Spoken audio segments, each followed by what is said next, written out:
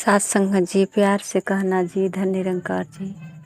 सात संगत जी, आज मानव इतना उलझा हुआ है अपने धर्म को लेकर के। सब लोग अपने अपने धर्मों की लड़ाई कर रहे हैं और इस धर्म में अपने को भी खो दिए, अपनी पहचान भूल गए। धर्म को खोजते खोजते अपनी पहचान भूल गए। मैं कौन हूँ ये नहीं पहचान हो पाया। सात संगत जी,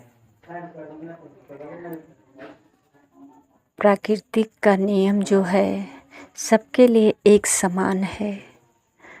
चाहे हिंदू कोई बने, चाहे कोई मुसलमान बने, या सिख बने या ईसाई बने। देखिए, सूरज का ताप जो है सबके आंगन में जाता है, चाहे हिंदू है या मुसलमान है।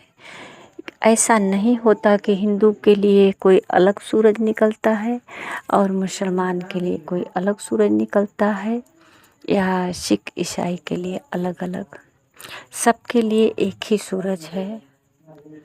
सात संगत जी, हवा भी एक ही है। ये बारिश जो होता है, पानी उसके वो भी सबके लिए एक ही है। बारिश जब होता है तो ऐसा नहीं होता कि हिंदू के घर में बरसेगा तो मुसलमान के घर में नहीं बरसेगा, मुसलमान के घर में बरसेगा तो हिंदू के घर में नहीं बरसेगा। सबके लिए समान रूप से बारिश होता है। सात संगत जी, इसी प्रकार परमात्मा है, सबके लिए सम्मान है और एक ही है। सब पर कृपा, सब पर रहमत होती है, अलग अलग नहीं होती है। फिर सात संगत जी, ये मानव अपनी सोच अलग अलग क्यों रखता है और जिसका परिणाम खुद भुगतना पड़ता है। सात संगत जी, कितनी सारी इस धर्म को लेकर के लड़ाइयाँ चल रही है कि मैं इस धर्म को मानने वाला हूँ, मैं उस धर्म को मानने वाला हूँ। धर्म की लड़ाइयाँ चल रही है। अपने खान पहनाव तो अलग है, पर धर्म पे काफ़ी लोग जोर दे रहे हैं कि मेरा धर्म बड़ा हो, मेरा धर्म बड़ा हो, मैं बड़ा हो जाऊं, मैं बड़ा हो जाऊं। सत्य की आवाज़ को उठाने वालों को भी दबाया जा रहा है कि कोई सत्य की आवाज़ न उठाए, सत्य को बता न पाए। सात संगत जी, ये सत्य के आवाज़ देने वाले हमेशा से यही आवाज़ दिया कि हे मानव, तू सिर्फ मानव है। ये तुम्हारा शरीर जो इंसान का है, ये अन्य शरीर से भिन्न है और इसको भिन्न इसलिए कहा गया है कि सात संगत जी, इसमें सोचने समझने की शक्ति है। सात संगत जी, जिस वक्त एक बच्चा जन्म लेता है उस क्षण में बहुत सारे बच्चे जन्म लेते होंगे, पशु पक्षी जानवर आदि बहुत सारे बच्चे जन्म लेते होंगे, पर सात संगत जी, मुहूर्त तो केवल मानव का ही निकलता है ना। ये तमाम जो है मुहूर्त मानव के लिए ही होता है। कौन सा दिन अच्छा है, कौन सा रात अच्छा है, कौन सी घड़ी अच्छी है, क्या क्या ग्रह है, ये सारे उपद्रव जो है मानव के अंदर ही है और सब प्राणियों के लिए नहीं है और किसी के लिए कोई उलझन नहीं है। उसके लिए तो सब दिन एक समान है। सात संगत जी, इसीलिए संत महापुरुष सत्य का आवाज़ दिए, इस सत्य को बताना चाहे कि तेरा धर्म सिर्फ एक है, मानवता। तू इंसान है, तुम्हारे अंदर इंसानियत है, यही तेरा धर्म है। सदगुरु बाबा हरदेव सिंह जी महाराज, सात संगत जी, आज ये निरंकारी मिशन का ऐसा जो है उपदेश होता है सत्संग जी, जहाँ सेवा दल को ये सिखाया जाता है कि ना हिंदू ना सिख ईसाई ना हम मुसलमान हैं, मानवता है धर्म हमारा, हम केवल इंसान हैं। ये मानवता ही हमारा धर्म है, हम केवल इंसान हैं। ना हिंदू है ना मुसलमान है, सिर्फ इंसान है। अगर हमारे अंदर मानवता है, यही हमारा धर्म है। तो आइए सत्संग जी, हम अपनी धर्म की पहचान करें। क्या है हमारा धर्म? जिस तरह से आँख का धर्म है देखना, मुख का धर्म है बोलना, कान का धर्म है सुनना, हाथ का धर्म है सेवा करना, पाँव का धर्म है चलना, ये सब जो है देखा जाए तो सेवा ही होता है, पर सबका धर्म अलग अलग है।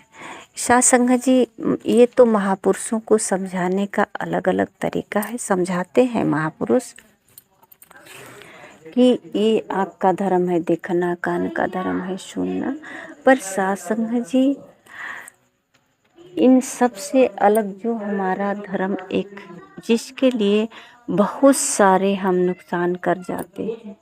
सत्संग जी, ऐसा लगता है लोगों को कि हम पूजा पाठ करते हैं और मदिरा पान करते हैं, तमाम जो है झूठ बोल लेते हैं, किसी का चोरी भी कर लेते हैं, छीनाजोरी भी कर लेते हैं, अपने घर वालों को ठुकरा भी देते हैं, घर वालों के साथ मारपीट कर लेते हैं और भक्ति भजन भी कर लेते हैं।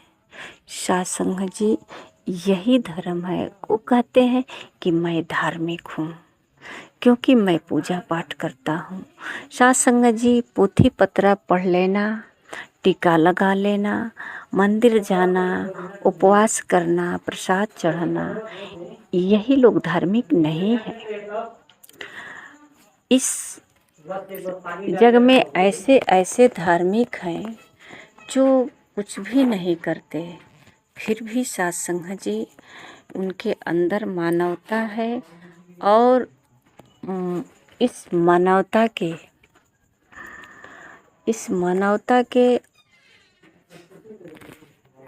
धारण करके केवल उपकार करते हैं।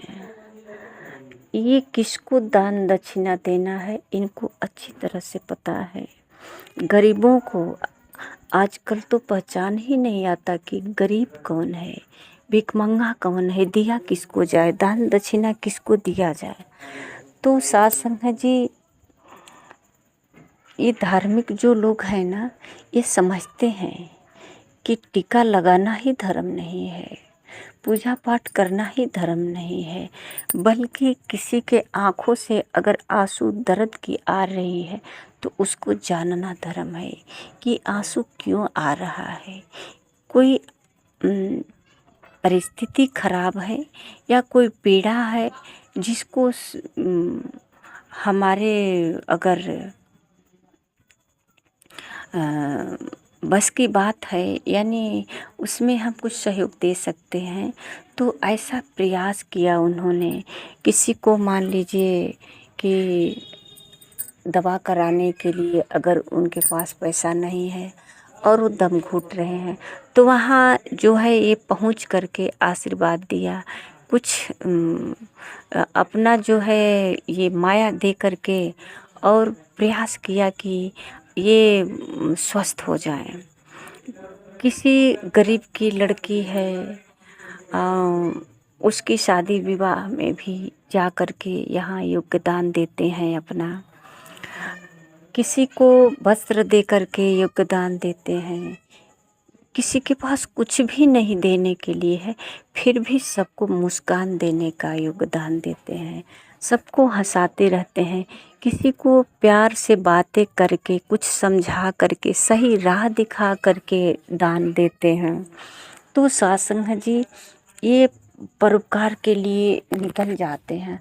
अब जो सत्य की राह पे चलता है तो इनके पास कोई धन नहीं होता, और जो धनी व्यक्ति हैं तो साध संगत जी वो भी दान देते जा रहे हैं। किसको कब आवश्यकता है और परोपकार पर लग जाते हैं। उनके माथे पे टीका नहीं होता, उनके हाथ में पोथी पत्रा नहीं होता, वो कहीं मंदिर मस्जिद में नहीं मिलते। अगर मिलते भी हैं तो वहाँ कुछ देने के लिए मंदिर में पहुँचते हैं। तो सत्संग जी, ये है धार्मिक लोग। ऐसा नहीं है कि हम उपवास रखते हैं तो हम धार्मिक हैं। जो उपवास नहीं करता, अगर एक व्यक्ति है जो उपवास नहीं रख सकता है तो अगर उपवास रखेगा तो अस्वस्थ हो जाएगा, तो इसका मतलब ये तो नहीं हुआ कि ये धार्मिक नहीं है। सत्संग जी, ये धार्मिक की पहचान नहीं। धार्मिक का पहचान है जिसके अंदर मानवता हो, हर किसी के लिए उसके अंदर प्रेम हो, और इस प्रेम से ही उसको समझाने का या बात विचार करने का ढंग, या जो है ये सोचते हैं कि इनके पास हम आए हैं तो कैसे बातें हो। कभी कभी लोगों को बात से भी ठेस लग जाती है तो बहुत कष्ट होता है। तो ऐसे परोपकारी होते हैं कि शब्दों से ही खुशहाल रखते हैं, शब्दों से ही उसको मतलब उसके कितने आधे तकलीफ़ तो अपने शब्दों से, अपनी वाणी से ही हर लेते हैं। तो सत्संग जी, ऐसे परोपकारी होते हैं, ऐसे धार्मिक लोग होते हैं। धार्मिक की पहचान अगर की जाए तो केवल उनके शब्दों से ही पहचान होता है, उसके भावनाओं से ही पहचान होता है। उनकी कोई अलग पहचान नहीं, कोई पहनावा नहीं, कोई वेशभूषा नहीं होता है। आइए सत्संग जी, हम जो अपने समय को व्यर्थ गंवा रहे हैं अपने धर्मों को लेकर के, लड़ाई झगड़ा या अपने धर्म कर्म के हिसाब में जो अपना धन लुटा रहे हैं, अपना समय जो लुटा रहे हैं, अपना कीमती ये सांसें जो लुटा रहे हैं, इसको समझें और समझ करके ये सांस कहाँ खर्च करनी है, ये धन कहाँ खर्च करना है। और सत्संग जी, ये धर्म होता क्या है, किस तरह से हम एक मतलब कि परोपकार का काम कर सकते हैं। हर किसी को, हर मानव को करना ही धर्म है।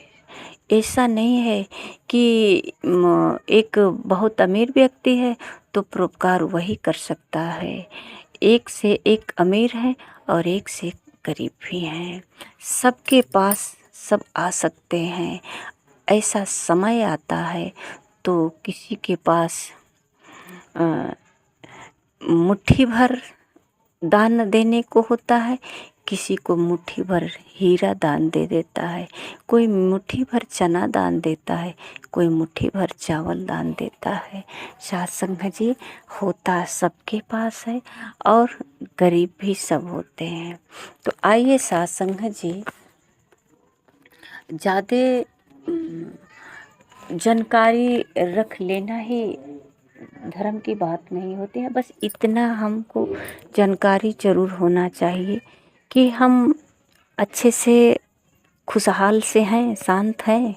अगर हमको समय से अपना मतलब कि वो आहार ले पाते हैं तो हम खुशहाल हैं।